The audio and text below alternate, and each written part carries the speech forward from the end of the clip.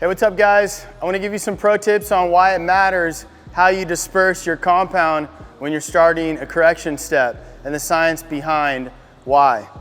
So typically what you'll see in a lot of videos, even some information you might see online, is the product's going to be applied to the pad and they will pop the trigger, spread it out,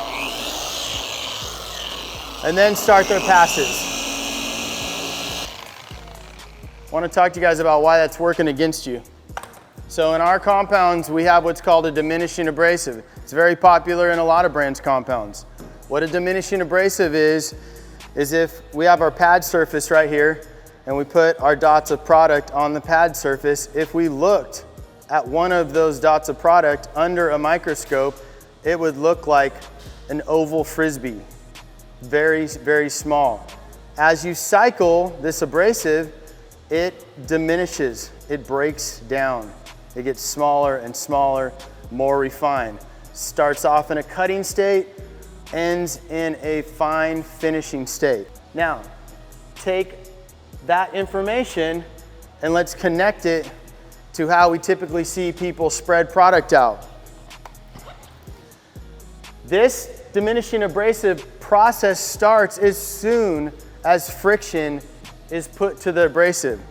So when you're popping your trigger and spreading your product out without intentionally starting your passes, you are already breaking down that abrasive before you're intentionally starting your passes with your correct arm speed and your right down pressure.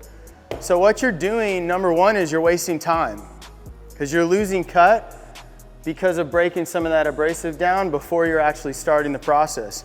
You're also going to be more prone to getting really splotchy results, meaning some good correction here and then inconsistent throughout the area, maybe even on your edge work. So the proper way is I want you to apply your product to the pad, choose your area that you're going to be applying it to, and I want you to drop or dab the product out over that area without putting any friction to the abrasive. Make sure you flatten those mounds out so when you come through with your passes, it doesn't kick it up and spit it somewhere.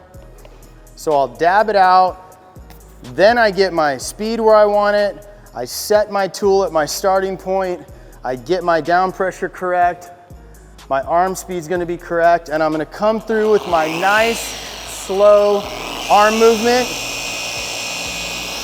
because my first pass is my most important pass. Because even after a pass, meaning my starting point to the edge and back up to your starting point, I call that one pass.